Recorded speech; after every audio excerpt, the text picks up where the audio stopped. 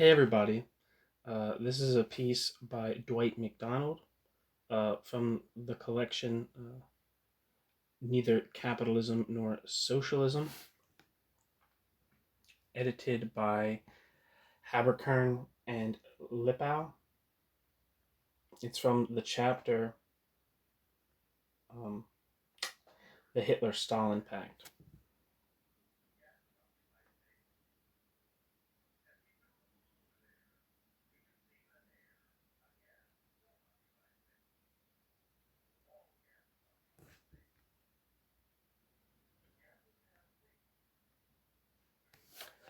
The piece is titled The End of Capitalism in Germany. The aim of this article is to show that the present German economy cannot be called, quote, capitalistic, that it is a new and different kind of system, which I call, for the lack of a better term, quote, bureaucratic collectivism. This view is at present rejected by most Marxists. It is more than a quarrel over terminology. For if the Nazi economy is still basically capitalist, then we may expect the Nazi economy to be weakened in the future by the classic, quote, contradictions of capitalism. Then we may look for future revolutionary movements against fascism to assume the traditional proletariat versus bourgeois form. Then this war is essentially a repetition of the last war, and the issue is merely whether Germany this time will be able to challenge successfully the Anglo-American domination of the world market. If, however, Germany is not capitalist, then all these future developments may be expected to take on quite different forms. I should add that, as I wrote in National Defense, the Case for Socialism, in Partisan Review in July-August 1940, the non-capitalist nature of German economy, far from being a reason for supporting the present British and American governments in this war, seems to me to make more imperative than ever the establishment first of a democratic socialist government through the revolutionary action of the working class. Let me begin with a very brief statement of just what I conceive, quote, capitalism to be. For a more detailed treatment, see my article, What is the Fascist State, in New International, February 1941. In his introduction to the Living Thoughts of Karl Marx, Trotsky writes, quote, in contemporary society,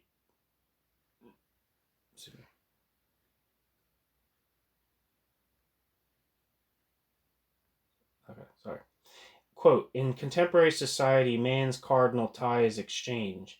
Any product of labor that enters into the process of exchange becomes a commodity. Marx began his investigation with the commodity and deduced from the fundamental cell of capitalist society those social relations that have objectively shaped themselves on the basis of exchange, independent of man's will. Only by pursuing this course is it possible to solve the fundamental puzzle: how in capitalist society, in which each man thinks for himself and no one thinks for all, are created the relative proportions of the various branches of economy indispensable to life. This means that after all, chaos is not chaos at all, that in some way chaos is regulated automatically, if not consciously. By accepting and rejecting commodities, the market as the arena of exchange decides whether they do or do not contain within themselves socially necessary labor, and thereby determines the ratios of the various kinds of commodities necessary for society. Marx's Capital begins, quote, the wealth of those societies in which the capitalist mode of production prevails presents itself as a, quote, immense accumulation of commodities, end quote. A commodity, Marx describes as a very queer thing, abounding in metaphysical subtleties and theological niceties, end quote. This is because commodities are, quote, both objects of utility and at the same time depositories of value, end quote. That is, commodities exist as both, quote, use values and, quote, exchange values. Since commodities obviously possess use value under slavery, feudalism, or any non-capitalist form of economy, it is the...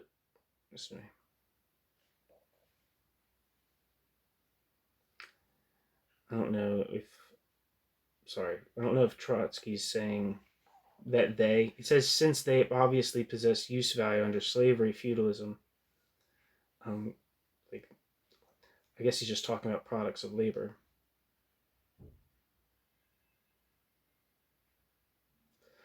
Since they obviously possess use value under slavery, feudalism, or any non-capitalist form of economy, it is their exchange value which gives them their specifically capitalist character, end quote. It seems like what would make sense to say is that products possess use value under slavery, feudalism, and any non-capitalist form of economy, and products' exchange value is what gives products their specifically capitalist character. But I'm not sure if that might be me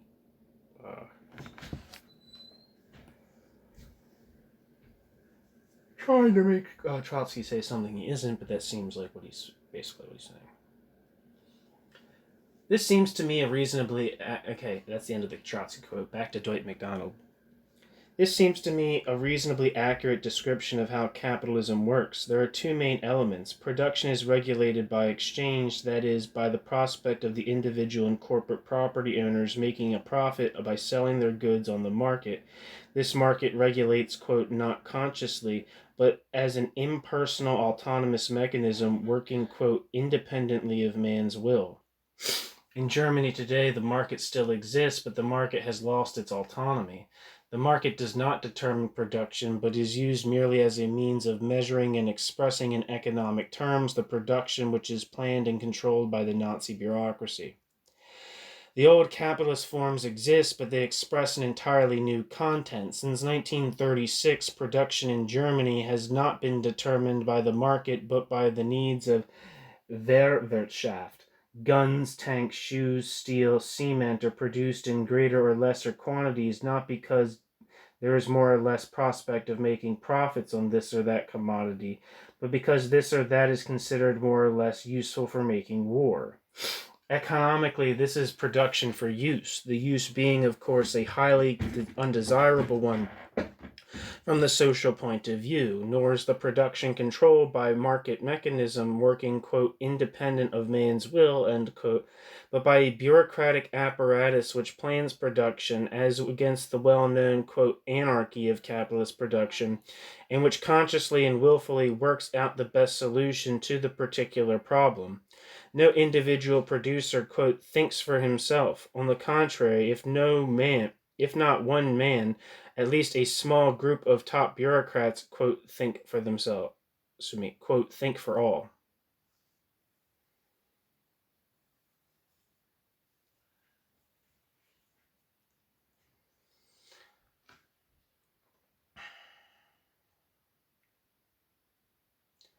Trotsky speaks of each individual producer having, quote, his own private plan, end quote. But Dr. Ley of the Labor Front here, quote, says, quote, there are no longer any private people. All and everyone are Adolf Hitler's soldiers, and a soldier is never a private person, end quote. Just want to look up this Ley person real quick.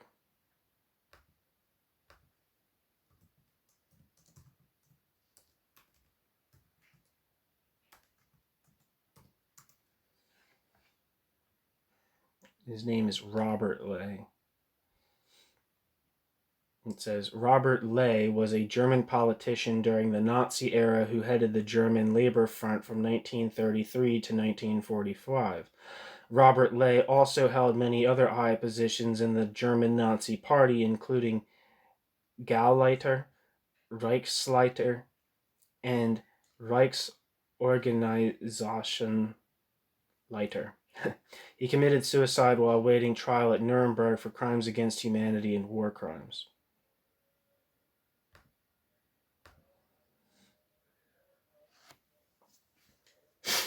For many years now, capitalism in every advanced country has faced two great problems: how to overcome the increasingly deep contradiction between the forms of private property and the socialized nature of large-scale industrial production, enough to at least permit the survival of organized society, how to prepare adequately for war, the only way that these internal economic contradictions can obtain even a temporary solution.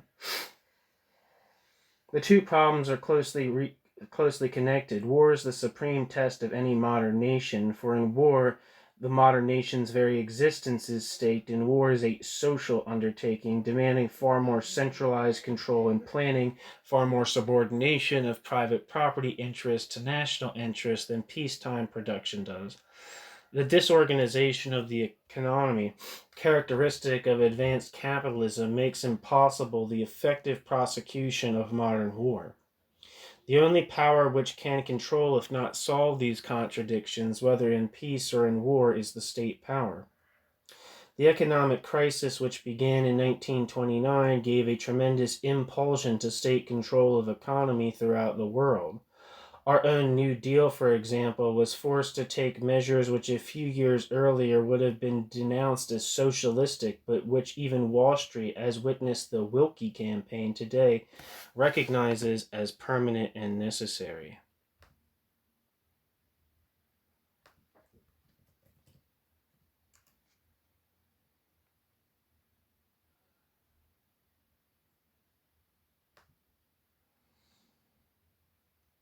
It says here that Wendell Lewis Willkie was an American lawyer, corporate executive, and the 1940 Republican nominee for president. Wendell Willkie appealed to many convention delegates as the Republican fields only interventionist. Although the U.S. remained neutral prior to Pearl Harbor, Wendell Willkie favored greater U.S. involvement in World War II and to support Britain and other allies.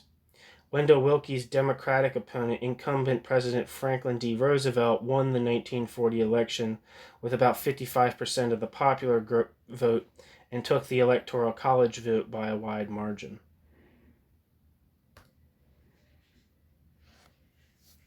So that's Wendell Willkie.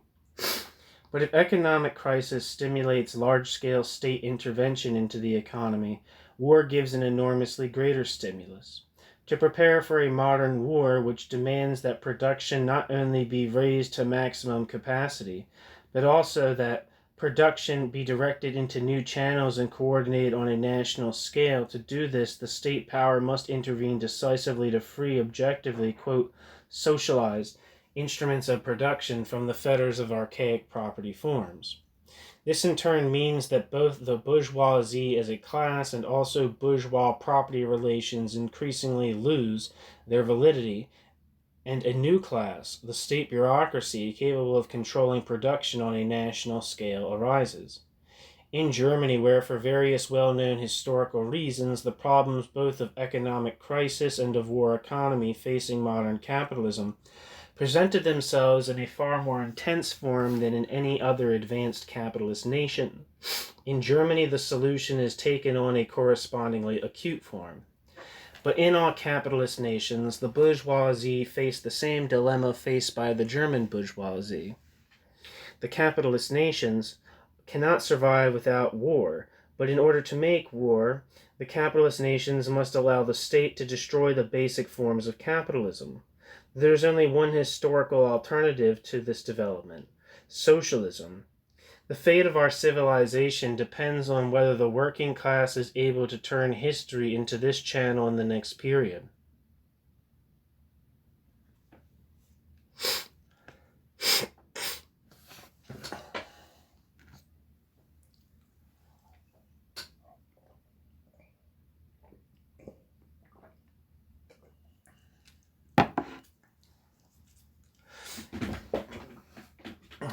This process is going on in all advanced capitalist nations, and it will continue throughout the next historical period until and unless socialist revolution intervenes.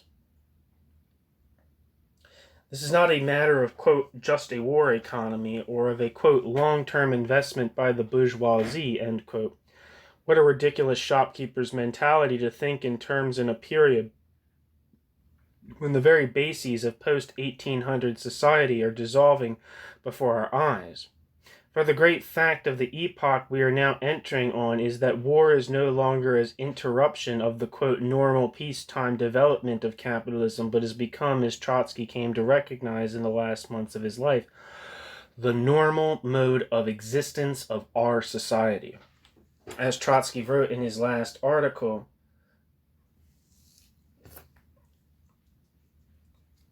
we should understand that the life of this society, politics, everything will be based upon war, ... In this epoch, every great question, national or international, will be resolved by arms. End quote. The new, quote, military program, Trotsky proposed, in taking the army as well as the factory as a normal arena of class struggle henceforth, recognizes pragmatically, however reluctant Trotsky was to make any explicit revisions of basic theory, that the old concepts of class struggle must be reshaped. We should read again, with the Nazi economy in mind, Marx's description of the death agony of capitalism. Quote, the monopoly of capital becomes a fetter upon the mode of production, which has sprung up and flourished along with it and under it. Centralization of the means of production and socialization of labor at last reach a point where the centralization of the means of production and the socialization of labor become incompatible with their capitalist integument. The capitalist integument is burst asunder. The knell of capitalist private property sounds, the expropriators are expropriated. End quote. Marx.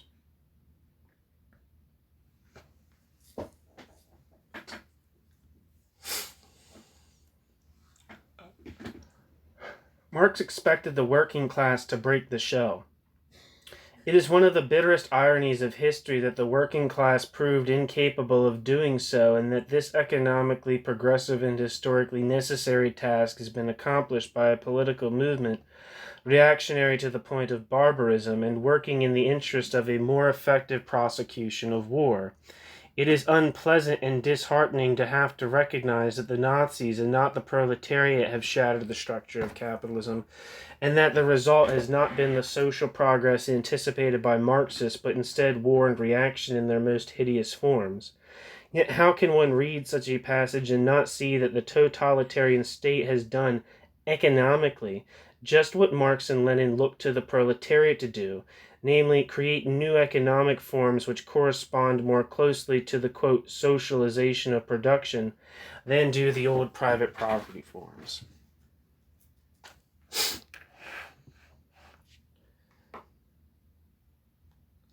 From Schacht's NRA to Goering's four-year plan. No one denies that there have been profound economic changes in Germany since 1933. No one denies that there has been considerable friction between the German big bourgeoisie and the Nazi bureaucracy. The historical problem is whether these changes, these conflicts, involve issues fundamental to the continuance of capitalism itself, or whether, as in the case of our New Deal era, that they have taken place within the general framework of capitalism. It is my belief that in both internal and foreign policy, the struggle of the last 5 years between the German business community and the Nazis involved basic issues, that the very existence of capitalism is at stake, and that the Nazis have by now decisively won the battle.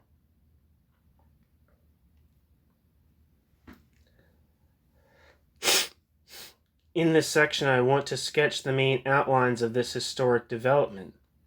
3 main periods may be defined: March 1933 to June 1934, the struggle between the petty bourgeois, quote, plebeians, or, quote, radicals in the Nazi ranks, and the big bourgeoisie, ending in the crushing of the, quote, plebeians, or, quote, radicals in the Nazi ranks, once and for all, by the top Nazi leadership in the June 1934, quote, bloody purge. July 1934 to September 1936, supremacy of the big bourgeoisie expressed in the, quote, economic dictatorship exercised by Dr. Schacht.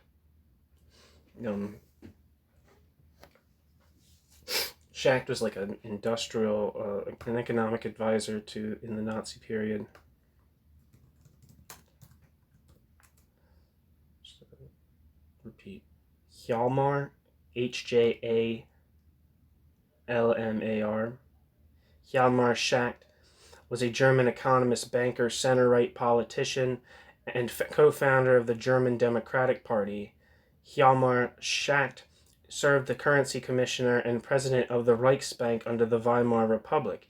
Hjalmar Schacht was a fierce critic of the country's post-World War I reparations obligations. Schacht was also central in helping create the group of German industrialists and landowners that pushed Hindenburg to appoint the first NSDAP-led government.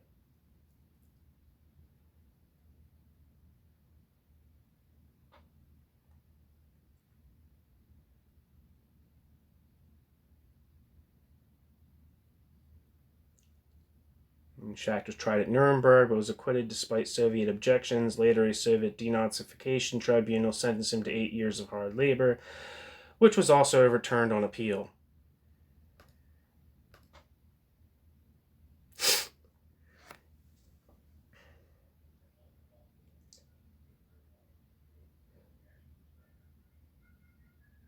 So July 1934 to September 1936, supremacy of the big bourgeoisie expressed in the, quote, economic dictatorship exercised by Dr. Schacht as Minister of Economics and head of the Reichsbank.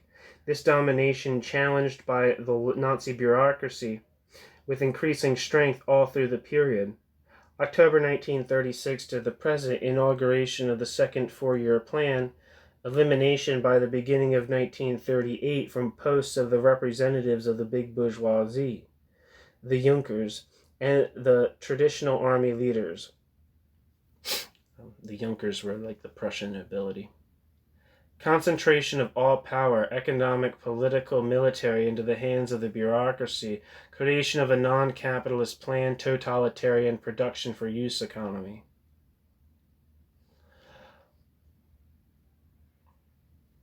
Of the first period, 1933 to 34, I need only say here that I agree in general with the analysis of such Marxists as Dutt and Guerin, that big business put the Nazis in power, that the petty bourgeois masses who followed Hitler were dupes, and that in the first year of state power, the Nazi top leadership was primarily the tool of finance capital. Dutt. Ironically, I think Dwight MacDonald, as time moves on, begins to move in a more anarchist direction, and he's a Trotskyist at this point, or is a critical Trotskyist at this point. And Daniel Guerin is also a critical Trotskyist at this point, but he moves to an anarchist position. And it would be interesting to compare and contrast their anarchistic development out of the Trotskyist movement, both in MacDonald in the United States and Guerin in France. I know more, obviously, Daniel Guerin is, or Guerin is probably how you pronounce it, is more well known than Dwight MacDonald, at least to my understanding. But yeah, I mean, I think Dwight MacDonald kind of became more interested in culture as time went on, but not exactly sure.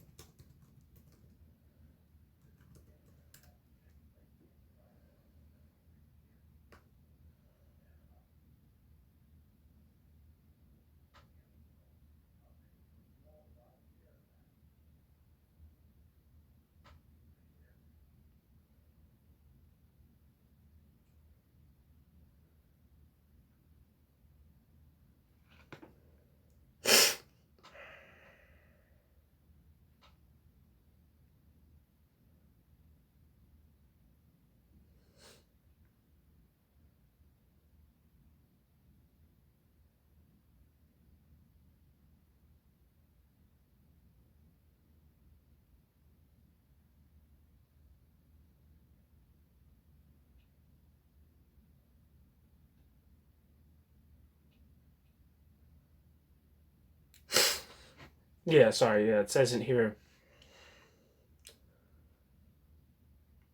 talking about Dwight MacDonald, sorry, that's why I was pausing. In opposing the Vietnam War, MacDonald defended the constitutional right of American university students to protest the public policies that facilitated that war in Southeast Asia. Thus, he supported the Columbia University students who organized a sit-in protest meant to halt the university's functions.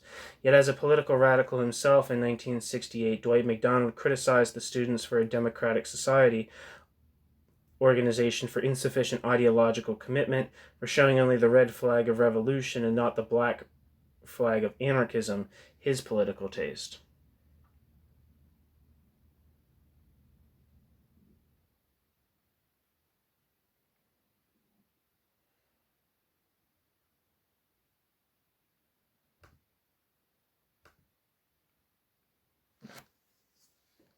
Sorry.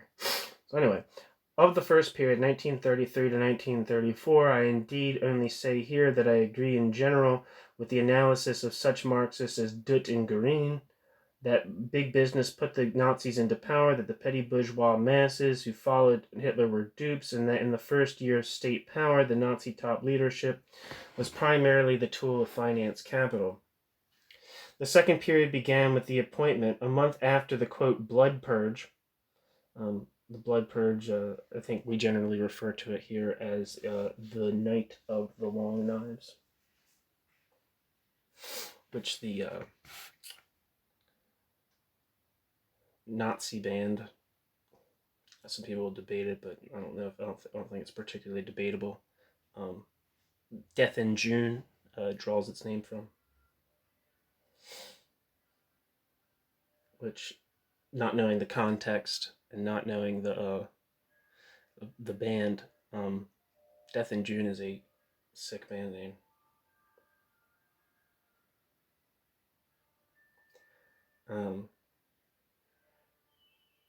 For a stupid band. Anyway, the second period began with the appointment a month after the blood purge of Dr. Schacht as Minister of Economics. Schacht retained his presidency of the Reichsbank, thus controlling the two key posts in the economy. For the next 2 years, Schacht, in closest collaboration with the army, heavy industry, and finance capital, directed and reshaped the German economy. The, quote, new plan Hjalmar Schacht evolved represented the kind of economic policy these conservative groups wanted. The, quote, new plan's most radical departures were in the field of foreign trade, where Schacht was forced to take the first giant step towards a totalitarian economy, the creation of what was in effect a state monopoly of foreign trade. Inside Germany, the, quote, new plan was much less drastic. The, quote, new plan resembled the contemporaneous New Deal recovery program in many ways. Vast sums were spent on roads and public buildings. Jobs were, quote, made by using as much hand labor as possible.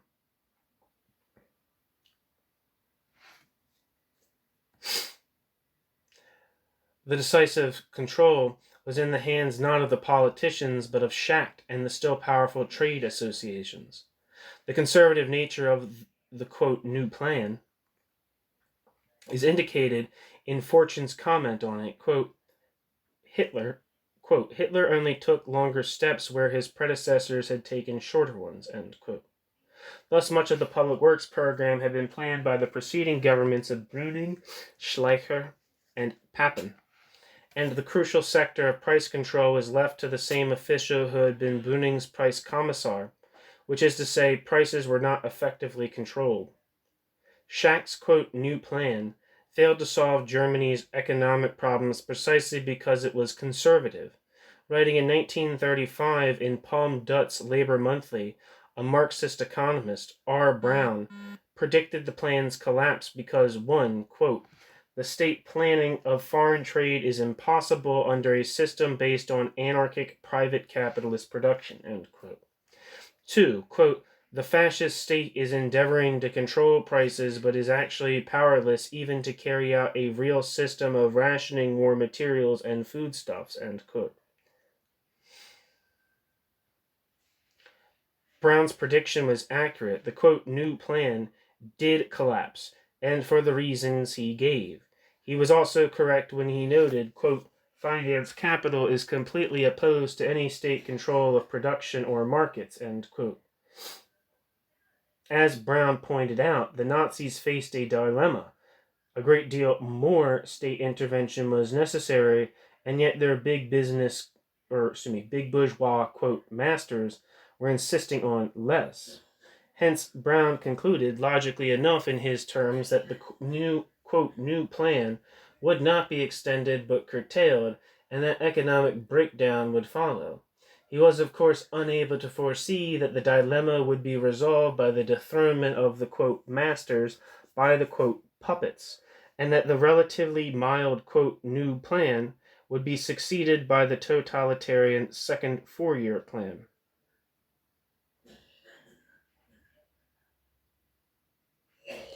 When the New Deal's economic program collapsed, also because it was a conservative capitalist measure where much sterner remedies were needed, the only effect was the severe depression of 1937 to 38.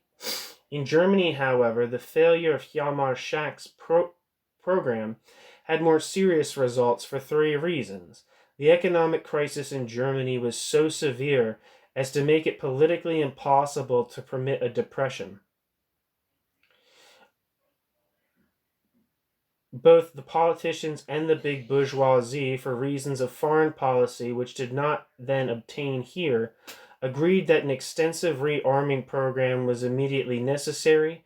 Political power was held not by a reformist government of the traditional democratic capitalist type, but by a totalitarian party with a large mass base.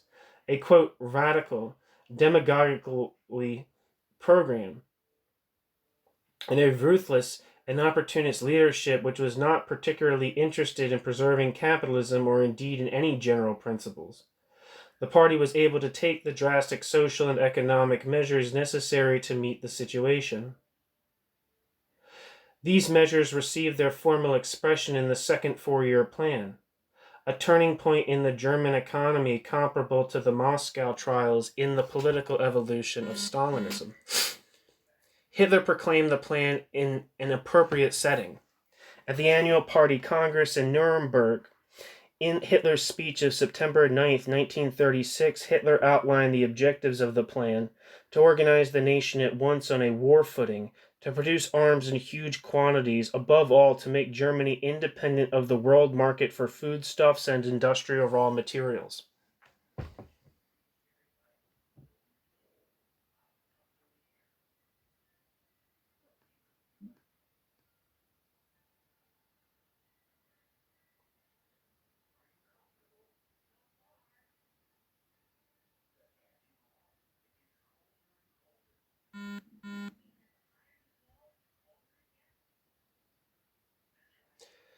The magnitude of the last task, making Germany self-sufficient in raw materials, may be indicated by the fact that in 1936 Germany produced no rubber, nickel, or sulfur, practically no oil or tin, and much less iron ore, copper, lead, and timbers than she needed. The only important industrial raw materials she produced in sufficient quantities for her peacetime needs were coal, zinc, manganese, and potash. The four-year planners proposed that instead of continuing to depend on the world market for these materials, ersatz materials be synthetically produced to replace them. This has meant fantastic expense. Bunna rubber cost 4 to 6 times what the natural product cost on the world market, but this expense was more than outweighed in totalitarian economics by the political advantages. So in the last 4 years, Germany has developed quantity production of oil by hydrogenation from coal, of, quote, cell wool from wood, of bunna rubber from coal and limestone, and of 100 lesser synthetic products, not to mention the exploitation by the state-owned Hermann Goering Iron Works of large deposits of low-grade iron ore, which private business had refused to work on the grounds of unprofitability. These technological miracles have been achieved in expensive plants for which the state has forced private business to put up most of the capital. The four-year plan authority became the supreme dictator of German economy. The four-year plan authority's six major branches were concerned with increasing the production of raw materials, distributing all raw materials on the basis of military utility, distributing the nation's labor power in the same way, increasing agricultural production, keeping prices and wages stable, controlling foreign exchange and foreign trade. The only comparable system in scope and completeness of control was the five-year plan inaugurated in Russia in 1929. No capitalist, quote, war economy, not even Britain's today after 18 months of war, is of the same order.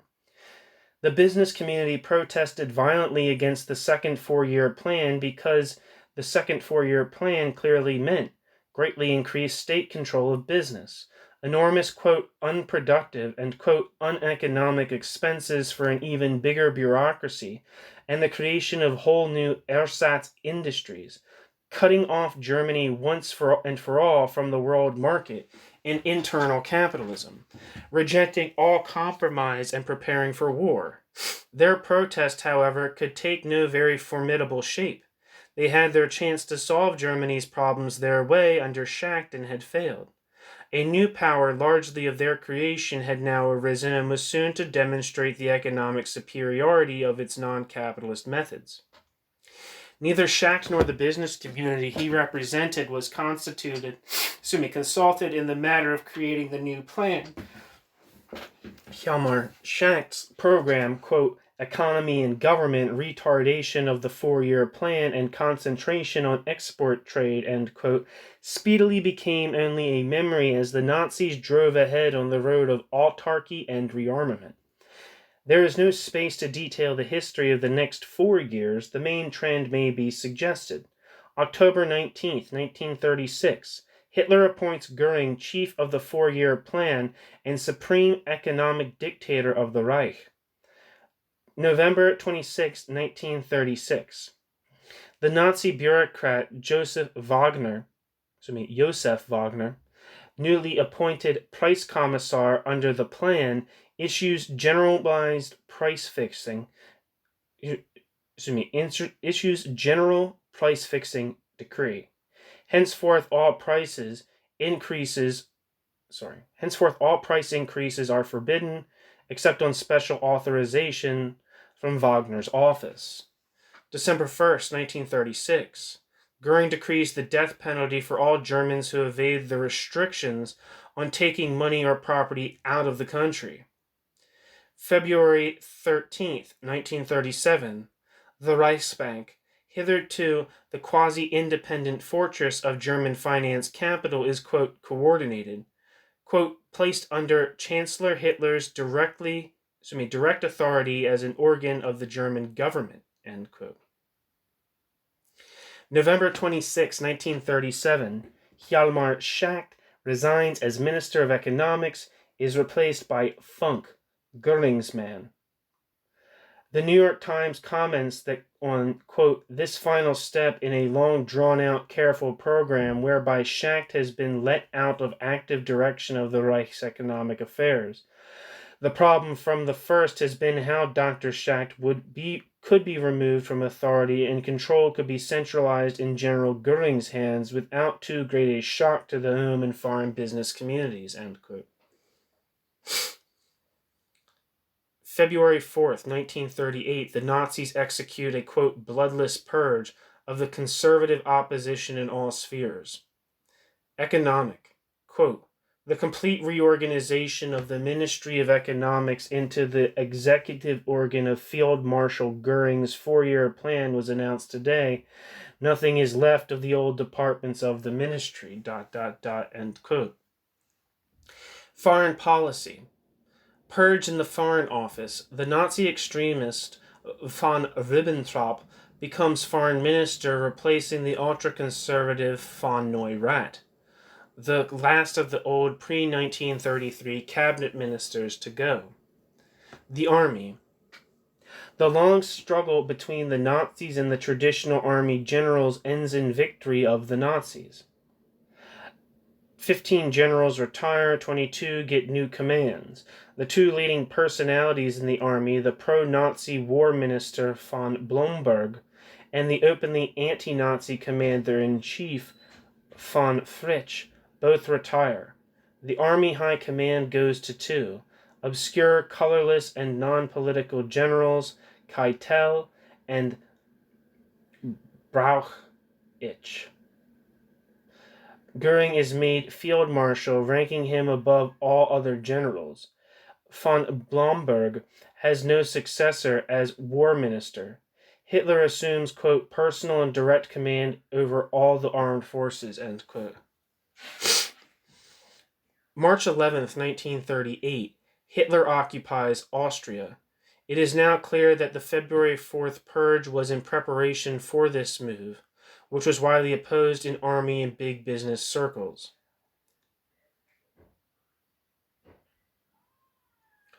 January 20th, 1939, Schacht is suddenly removed by Hitler from the presidency of the Reichsbank shortly after, quote, appeasement visit by Montague Norman of the Bank of England to Schacht in Berlin. Funk becomes new Reichsbank head.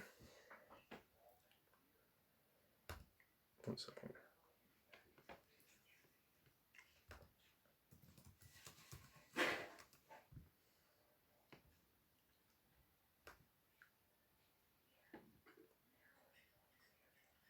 And Wikipedia says, Walter Funk was a German economist and Nazi official who served as Reich Minister of Economic Affairs 1938 to 1945 and President of Reichsbank 1939 to 1945. During Walter Funk's incumbency, Walter Funk oversaw the mobilization of the German economy for rearmament and arrangement of forced labor in concentration camps. After the war, Walter Funk was tried and convicted as a major war criminal by the International Military Tribunal at Nuremberg. Sentenced to life in prison, Walter Funk remained incarcerated until he was released on health grounds in 1957. Walter Funk died 3 years later.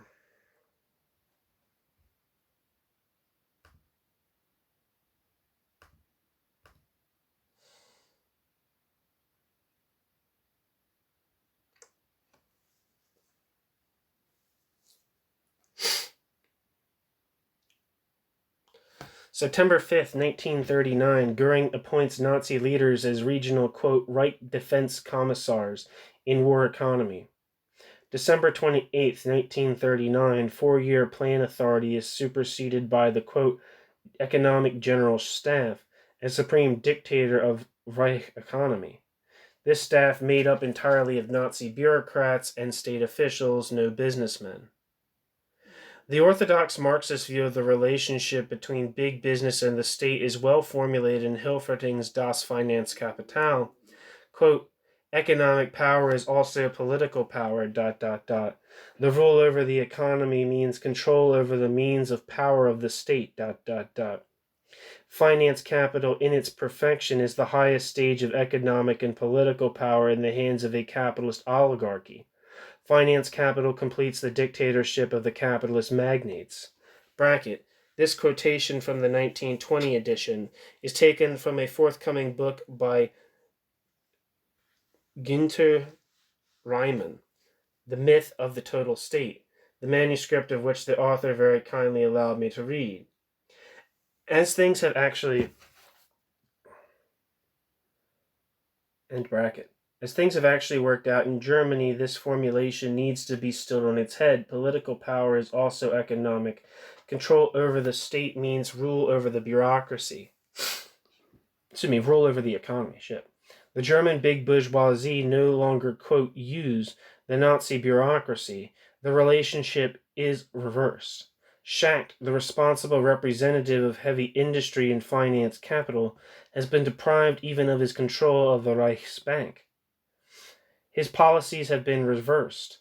The National Economic Chamber and other once powerful business associations have been stripped of the policy-making powers they held up in 1936 and have been reduced to the role of administrative agencies through which the policies decided upon by the bureaucracy are transmitted to the business community.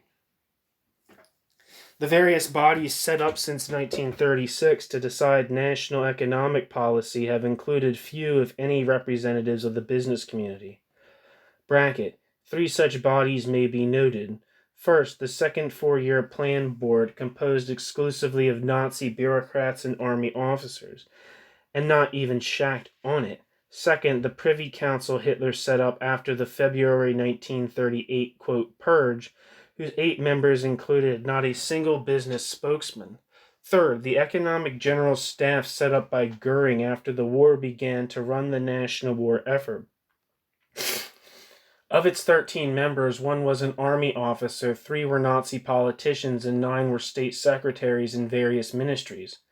There were jokes in business circles about the, quote, dictatorship of the Secretariat, end quote, and not only jokes.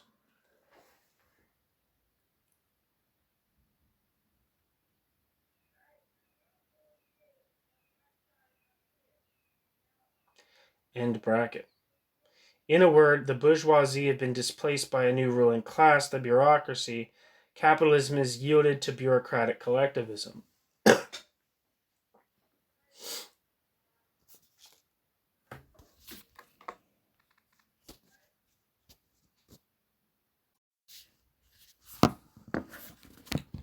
Section 2. Inside Germany, state capitalism or bureaucratic collectivism. So much for the historical evolution of the present German economy. It has been shown that there was a basic policy conflict between the Nazis and the business community, that the policies of the Nazis have triumphed, and that the groups and individuals representing the big bourgeoisie have been removed from the key economic control since 1936. The question must still be answered, however, why isn't this simply the transition to, quote, state capitalism, the logical last stage of monopoly capitalistic development?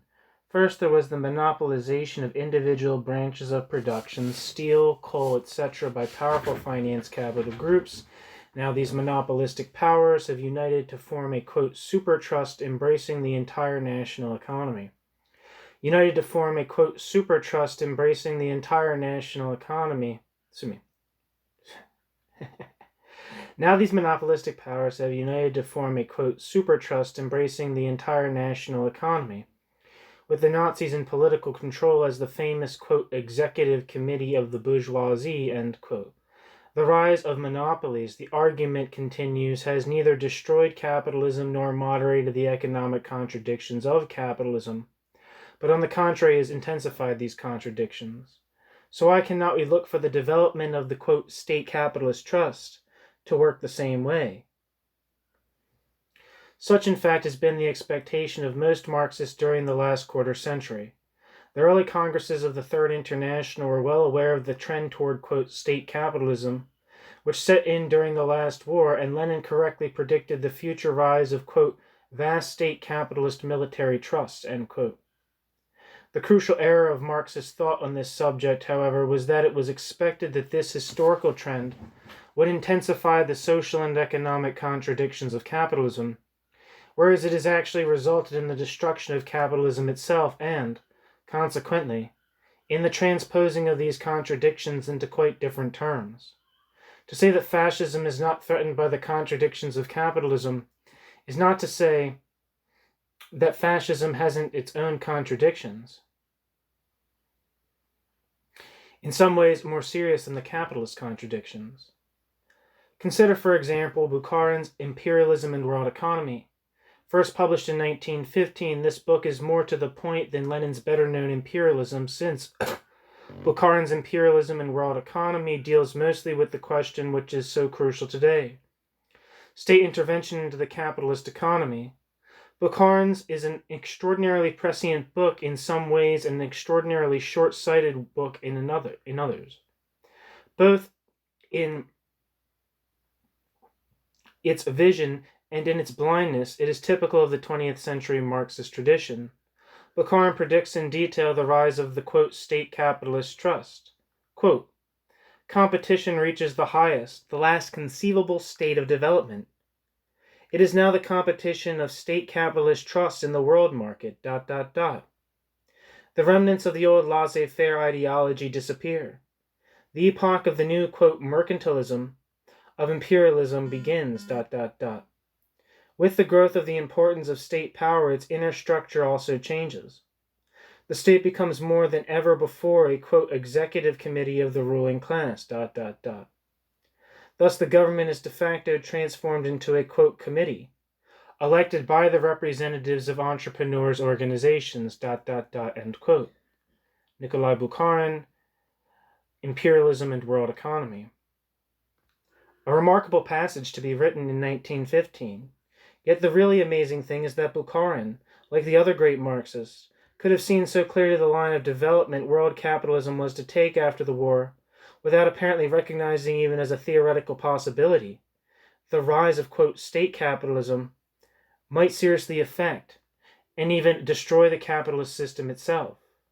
It seems not to have occurred to either Lenin or Bukharin, even as a subject for speculation, that there might be profound differences between the economic monopolistic control by private capitalist groups of branches of production and political, quote, totalitarian monopoly exercised by politicians over the entire national economy. In his entire book, Bukharin touches on this theme only once in a footnote. Quote, were the commodity character of the product to disappear, for instance through the organization of all world economy into one gigantic state trust, the impossibility of which we tried to prove in our chapter on ultra-imperialism, we would have an entirely new economic form. This would be capitalism no more, for the production of commodities would have disappeared. Still less would it be socialism, for the power of one class over the other would have remained and even grown stronger. Such an economic structure would, most of all, resemble a slave-owning economy where the slave market is absent, end quote. This is such an interesting adumbration of what actually has come about in Germany that one regrets all the more keenly that Bukharin did not carry it further. It is worth noting in passing that Bukharin can conceive of production losing production's commodity character, and hence ceasing to be capitalist, if a single world trust should arise. The reason being, of course, that in that case international competition would cease, and the world market would have no meaning. But he fails to see that likewise, once a national monopoly has been established within a single nation, those same market commodity relations are also destroyed, and for the same reasons are as would be the case on the world market. The defects of the traditional Marxist conception of the coming, quote, state capitalist trust, as merely a mechanical extension of private monopolism, may be seen if we compare the economic effects of the two developments. It is now generally agreed, while monopolistic, or more accurately in most cases, quote, oligopolistic trusts, established a more orderly and, quote, planned kind of economy within their own particular sectors of production, the effect on capitalistic economy as a whole is to intensify its contradictions. Far from moderating the swings of boom and depression, as Bernstein and the pre-1914 revisionists thought would be the case, the rise of finance capital monopolies has had the effect that Lenin and Luxemburg predicted it would have, greatly intensified crises. The effect of the state-controlled national monopoly in Germany, however, has been the reverse. The state-controlled national monopoly in Germany has weakened, if not eliminated, the economic contradictions of capitalism. For a long time now, bourgeois and Marxist observers have been predicting imminent catastrophe in Germany, and yet the economy seems stronger today than ever. There is 100% production and employment. The state experiences little difficulty in maintaining the state's huge expenditures. Inflation seems more remote today than in the early years of the Nazi regime. Bracket. It would be interesting to compile a register of prophecies of disaster from 1933 to 1939 made by economists outside Germany. Even Dr. Schacht, Reichsbank head and economics minister, became convinced that financial disaster lay ahead if spending were not reduced, and finally came into such sharp opposition on the point that Schacht had to be stripped of all his powers. Schacht's prophecies have not come true. Schacht's case is a particularly striking example of the, quote, cultural lag observable in thinking on this subject both in Marxists and in bankers, and for the same basic reason, that both think in terms of a capitalistic economy. Although Schacht himself created much of the ingenious economic machinery by which the Nazi state controlled the contradictions of capital, Schacht was, after all, by training a banker, and this proved more decisive than Schacht's recent experiences as a bureaucrat. Why this difference in the economic effects of private as against state monopoly? The chief economic advantage enjoyed by private trust is that private trusts exist in a predominantly market economy and hence are able to levy tribute with the iron hand of monopoly on the relatively weak and unorganized non-monopoly sections of the economy.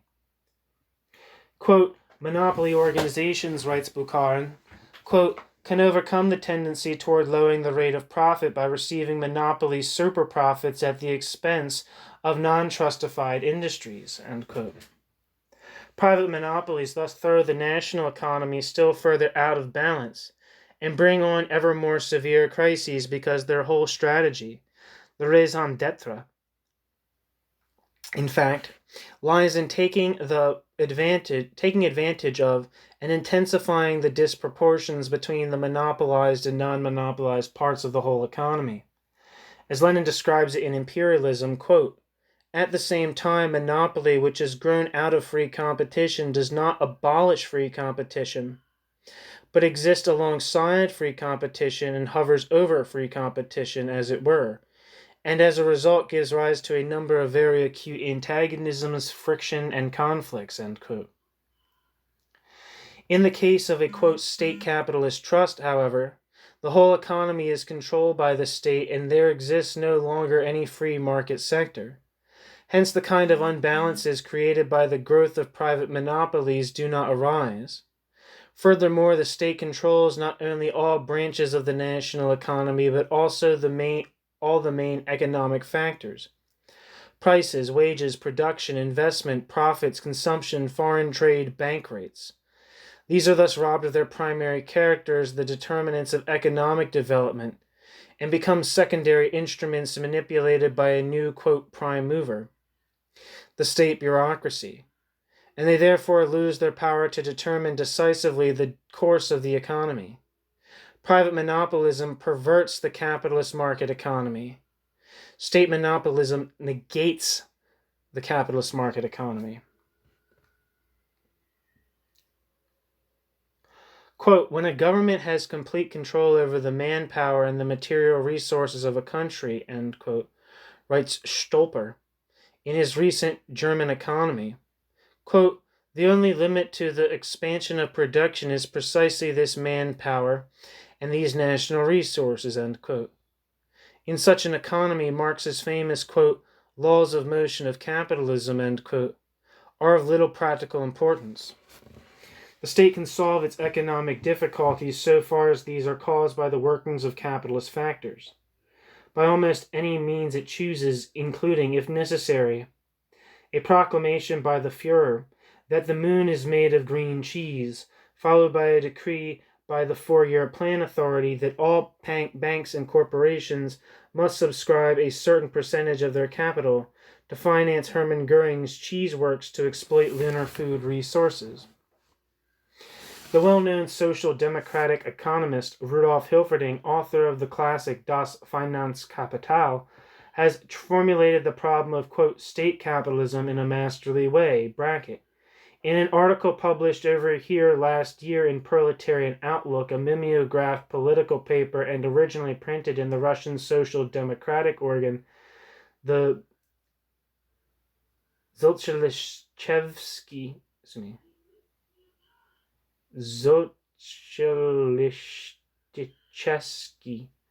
Vestnik of Paris. It may be noted that the press recently reported that Hilferding has been turned over to the Nazis by the Vichy government. The essential passages of his argument are as follows, quote, the concept of, quote, state capitalism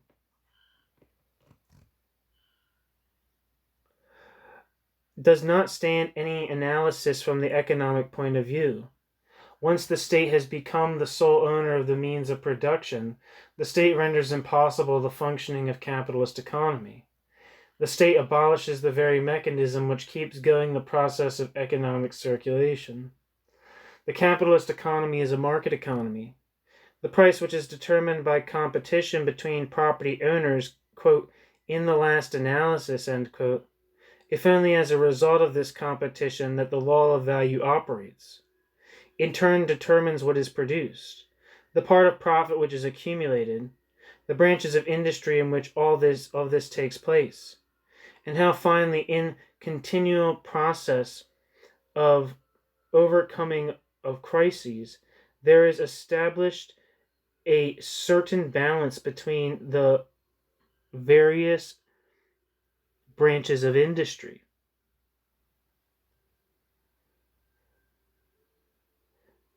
The capitalist economic system is governed by the laws of the market, whose analysis was given by Marx, and the autonomy of those laws constitute the determining characteristic of the capitalist system of production.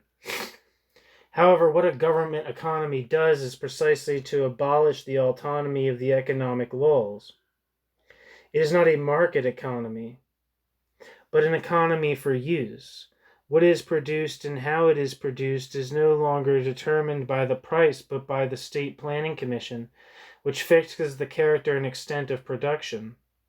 To outward appearance, prices and wages still exist, but their function is changed entirely. They no longer determine the march of production. That is directed by the central government, which alone fixes both prices and wage scales. Prices and wages are now only instruments of distribution,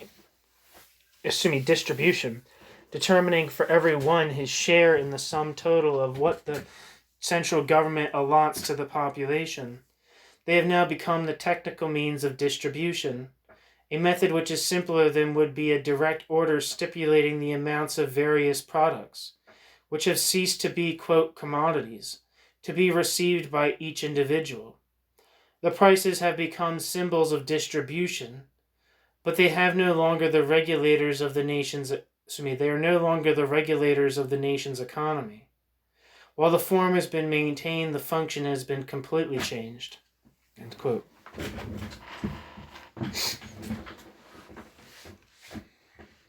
Now it is true that in this passage Hilferding is concerned mainly with the Soviet economy, which he believes to be, quote, totalitarian and not, quote, state capitalist. Hilferding in fact denies the theoretical possibility of the existence of state capitalism. It is also true that in Germany you still have private property, at least in form, whereas in the Soviet Union you have instead collectivized property.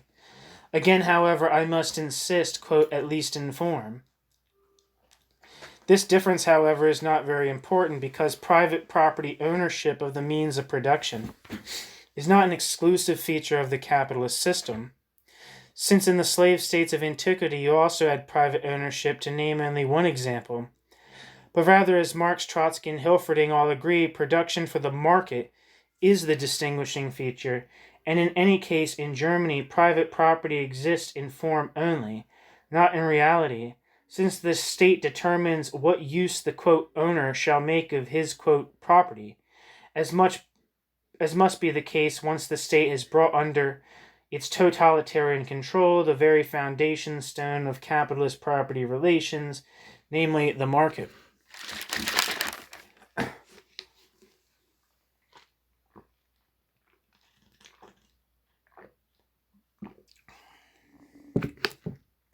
In any case, Hilferding later on explicitly links up the above analysis with the present German and Italian economies. Quote, one of the essential characteristics of the totalitarian government is that the totalitarian government subordinates the economy to its aims. Economy no longer has economy's own laws, for economy is now subject to direction from above. In proportion as this subjection is being carried out, market economy is transformed into an economy for use, the character and the extent of the needs being determined by the state administration. The example of German and Italian economy shows how in a totalitarian state such a management of economy, once it has been started, assumes greater and greater proportions and endeavors to become all-embracing, as was the case in Russia from the very beginning. Notwithstanding the great differences in the points of departure, The economic systems of the totalitarian regimes present an increasing similarity to each other.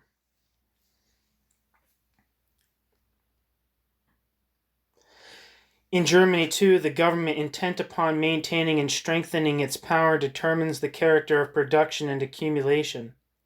The prices lose their regulating function, become a means of distribution. Like the economy itself, those who are engaged in the management of the economic activities are more or less subordinated to the state. They become the state's assistants. Economy loses the priority which it possessed under a bourgeois system. End quote. Hilferding.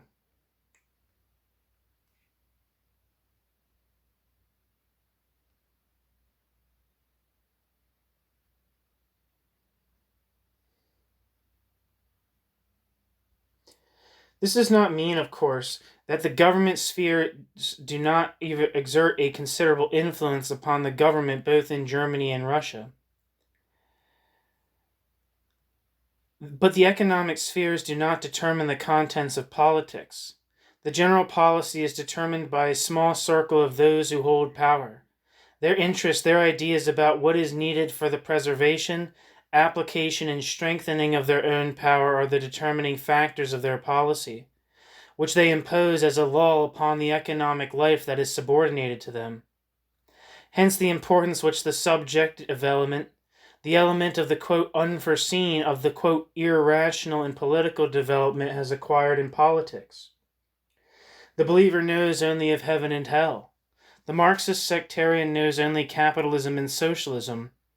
The Marxist sectarian knows only of classes, the bourgeoisie and the proletariat as determining forces.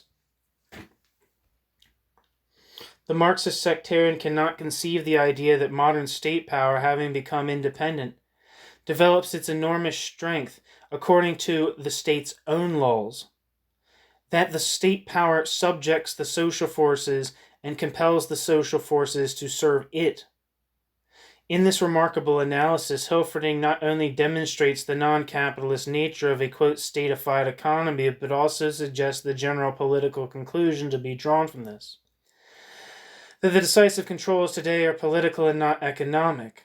The world crisis of capitalism has reached such proportions that economics has become, quote, politicized, so to speak. Politics dominates economy rather than, as in the last century, the opposite. The great, perhaps the fatal error made by Marxists in the post-1918 period was to attach too much significance to economic forms, whether capitalist or socialist, and too little to new methods of political control, which have arisen and which have been used to manipulate these forms in such a way as to negate their content.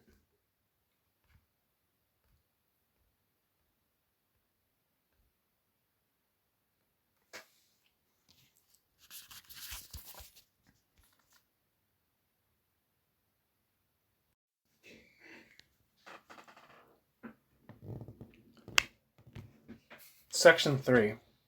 Outside Germany. Nazism and world capitalism. The internal policies of the Nazis followed logically from the Nazis' conception of the relationship of Germany to world capitalism. It was on the field of foreign policy and the decisive struggle took place between the Nazi bureaucracy and the German business community. As in the conflict over internal economic policy, the Nazis won because their conceptions were closer to the realities of modern power politics than were those of the bourgeoisie. And the Nazi economic policies have had the same destructive effect on the world market and the world capitalist system as the Nazi economic policies have had on the capitalist structure of Germany itself. By the year 1936, Jesus Christ, it was clear that Germany would have to choose between two possible foreign policies to try to fit Germany into the world market, obtaining from the, quote, have powers, concessions of colonies, and access to raw materials, coming to some agreement with them on tariffs and trading areas, and generally attempting to gain enough of an outlet in the world market for profitable use of Germany's tremendous productive capacity, to turn away from the world market and international collaboration, concentrating the entire national energies on building up a war machine powerful enough to smash the rival imperialisms so as to take by force what Germany needed and, above all, to establish a political dominance over Germany's beaten enemies that would guarantee her future. The first course meant, in essence, to attempt to reconstruct the depression-damaged world market and to create, through coming to a peaceful agreement with the other great imperialisms, a stable new world capitalist order in which Germany would have a position truly reflecting her economic power. This policy was favored by practically the entire business community, which saw clearly the dangers of revolution and economic ruin even a victorious Germany would run in a Second World War, and which also realized the kind of internal economy which the alternative course would mean. There were appeasers inside as well as outside of Germany, and, as was also the case in other countries, they represented primarily the big business forces. In the years of his power, Hjalmar Schacht, was the leading proponent of colonies, trading concessions, and international collaboration as the key to Germany's economic problem. The sad case of Dr. Rudolf Brinkmann, Schacht's successor at the Reichsbank, may also be cited. Dr. Brinkmann summed up the businessman's objections to autarky thus, quote, "A well-planned internal economy depends on exports, ... Let us beware of arrogance. It is wrong to proclaim to the rest of the world, quote, you want us, you are dependent on us, end quote. We should rather say, quote, we are all mutually interdependent, end quote. It may be relevant to note that, within a few weeks of his taking over the presidency of the Reichsbank, Dr. Brinkmann went into retirement suffering from, quote, a nervous breakdown with loss of memory, end quote. The second course, that of autarky, meant internally more state intervention than ever, enormous state expenditures, and, as Schacht well knew, the replacement of the old capitalist profit economy by a bureaucratic production for planned economy. Externally, it meant abandonment of the perspective of a peaceful collaboration of world capitalism, war as soon as the economy was ready for it, and in the event of a German victory, the extension of this new kind of economy to, in the first instance, the whole European continent. The worst fears of the German business community have been realized. Inside Germany, the Nazis' policies won out over those favored by the business community because the Nazis' policies were better adapted to gearing a highly industrialized society for a supreme social effort, namely war. So too in the field of foreign policy, the Nazi policies also triumphed over those of conservatives because Nazi policies were based on a more realistic and profound understanding of the condition of world capitalism in the 30s than the German big bourgeoisie had. The Nazis realized that the perspective of international cooperation, of a reconstitution of the world market in some kind of a, quote, deal between the major capitalist powers, perhaps at the expense of Russia, that this was a bourgeois utopia. They saw clearly that world capitalism was in desperate straits, that the great, quote, have imperialisms could not afford the concessions that would have integrated Germany once more into the world economy, that the world market had been wrecked by the 1929 depression, and that international competition in a dwindling market, whatever pious hopes the bankers and rentiers of London and Paris might have of peaceful settlement, was bound to become more and more cutthroat. For Germany, therefore, the only course of safety lay in autarky, rearming, and territorial expansion as rapidly as her armed strength, and the weakness of her enemies permitted. The German bourgeoisie underestimated the decadence of world capitalism in general, of the great, quote, have capitalist powers in particular. The Nazis made neither mistake. Now it is true that the fact that the Nazis' war program was better realpolitik than the bourgeoisie's appeasement program does not prove its non-capitalist character. It would be quite impossible that the war aims of the Nazi bureaucracy were the traditional war aims of capitalist imperialism, and that it was simply a case of the Nazis understanding better than their own bourgeoisie how to achieve these aims. This is not the case, however. The war aims of Germany, and the kind of economic and political order that will be created if Germany wins the war, are radically different from those of all the great powers in the last war and from those of America and England in this war. Bracket. Perhaps I should make it clear that, in my opinion, these aims are primarily economic and not an expression of the German soul, Rauschnig, or the expansive force of the German ego, Mumford. But to say that the Nazis are fighting for economic reasons is by no means to say that the Nazis are fighting for capitalistic reasons. The whole question is whether the Nazis will exploit their war gains within a capitalist or a non-capitalist framework. In Imperialism and World Economy, Bukharin defines, quote, 3 fundamental motives for the conquest policies of modern capitalist states: increased competition in the sales market, in the markets of raw materials, and for the spheres of capital investment, end quote. Imperialist war he sees as an effort to use force against competitors in these 3 fields. I think we can take this as a fair summary of the orthodox Marxist definition of capitalist war aims today.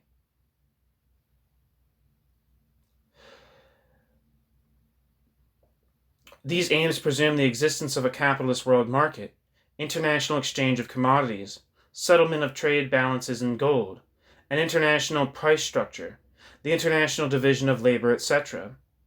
Bukharin, by the way, admitted that possibly, quote, state capitalist trust, end quote, would establish national monopolies, but not that the world market itself might be destroyed.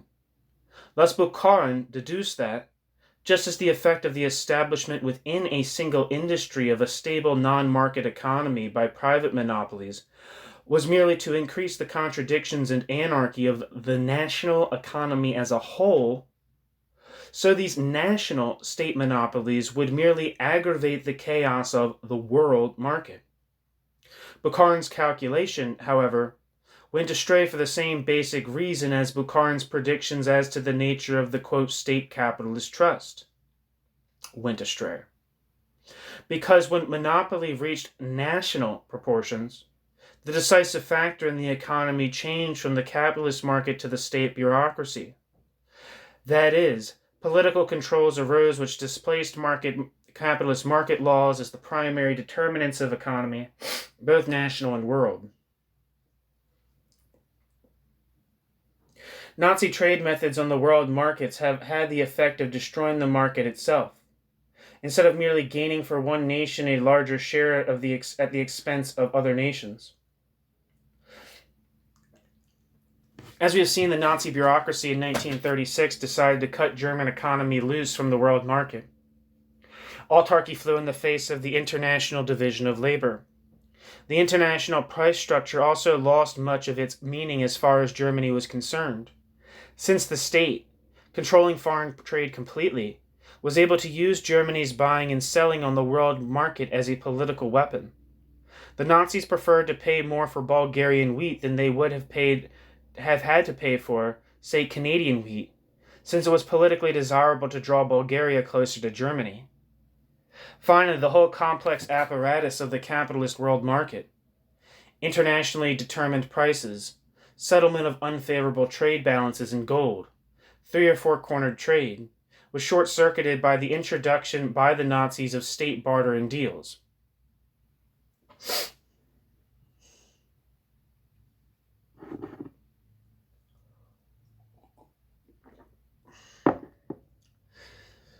These non-capitalist trading methods were evolved precisely because the disintegration of the world market, expressed in rising tariff walls, ever-increasing concentration of the world's gold in the United States, drastic cuts in imports by all nations made it impossible for Germany, financially weakest of all major nations, to get via the world market the raw materials she needed. Is there any reason to believe that after this war the world market will be in a better state? How can it be reconstructed as long as 80% of the world's gold supply is held by the United States? In point of fact, the evolution is all the other way. Nazi trade methods have forced other nations to adopt them. As in the proposed inter-American cartel, whereby the United States government would extend its control over Latin America by the same kind of barter and subsidy deals Germany for years has been using in Central Europe. World trade has become a political rather than an economic matter. Thus, 2 of Bukharin's 3, quote, fundamental motives for the conquest policies of modern capitalist states, end quote, quote, increased competition in the sales market, end quote, and, quote, in the markets of raw materials, end quote, are ruled out. His third, quote, fundamental motive, end quote, is, quote, competition for the spheres of capital investment, end quote. Both Lenin and Bukharin saw the export of capital, i.e. investment by the bourgeoisie of an imperialist nation in mills, factories, railroads, utilities of colonial and backward nations, as characteristic features of 20th century imperialism. Quote, under the old types of capitalism, when free competition prevailed, the export of goods was the most typical feature, end quote, wrote Lenin. Quote, under modern capitalism, when monopolies prevail, the export of capital has become the typical feature, end quote.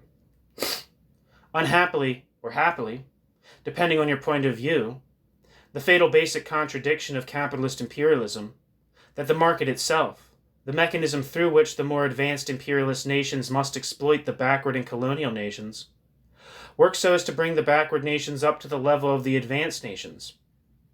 This appears in its most extreme form in the typical form of 20th century imperialism, the export of capital. For to export capital means no more and no less than to put into the hands of the, quote, subjugated nation, not merely the products of modern industry, but the very machines and factories and capital goods that produce these products. In a word, to give these nations the instruments, in an era of war, to challenge ultimately their imperialist masters. Thus, for example, the rebuilding and rationalizing of German industry in the 1920s, the economic foundation of the Nazi war machine, was financed chiefly by huge loans, i.e., quote, capital exports, from the United States. So as we find the export of capital figuring not at all in Germany's post-war calculations, even in the Balkans, a comparatively primitive region with plenty of openings for capital export, Germany is trying to lower, not raise, the level of production. Thus the first provision in an economic treaty forced on Yugoslavia in October and designed to integrate Yugoslavia with the Nazis', quote, new European order, was summarized by the New York Times on October 15th, quote, Yugoslavia must concentrate almost exclusively on increasing her agricultural production at the expense of any industrial development, end quote. And in more advanced nations, Germany has conquered, where there is little room for capital export anyway. There have been many indications that in the, quote, new European order, Germany will try to create, if she wins the war, the rest of Europe will be deindustrialized, i.e., there will be an export of capital to, not from, Germany, exclamation point. As much as possible to permit the concentration of the more advanced types of industry within the borders of Germany. This is the long-term perspective. In the next few years, again if Germany wins, her economic relations with the conquered nations of Europe will have a different, but also a non-market basis. The systematic stripping of the rest of Europe of the food, gold, raw materials, and other property urgently needed by Germany for the continuance of her war efforts. This is what Marx called, quote, primitive accumulation, acquiring property not by exchange but by force. But was not this also practiced by the Allies on Germany after the last war? Not in the terms that Germany is now practicing it. It is significant that, quote, Germany never paid most of the reparations bill, and most of what Germany did pay was paid with money borrowed from American bankers, end quote. That is, the Allies did not have the political control to force payment. The Ruhr occupation was a fiasco, and the conquered nation was actually able to borrow from one of the victors the means to pay the indemnity. In a word, the whole transaction took place not in the sphere of armed force, but within the framework of peacetime capitalist market relations. This time, however, the victorious armies are in physical occupation of the conquered nations. And this time it is not a question of, quote, indemnities or, quote, reparations, conceptions of an exchange economy. So much gold and coal ships being paid, so for so much destruction of enemy property, after which the payer is free from all obligation, but of a permanent adjustment of the political and economic structures of the occupied nations to fit the needs of the victor. And this time Germany, if she emerges victorious, is in a position not only to strip the defeated nations far more thoroughly than the Allies, not being in armed control of Germany, could do in 1918, but also to reorganize the entire continent into an economic hinterland of Germany, as against the balkanized status quo attempted by the Allies at Versailles. Partisan Review, May-June 1941. Thanks for listening.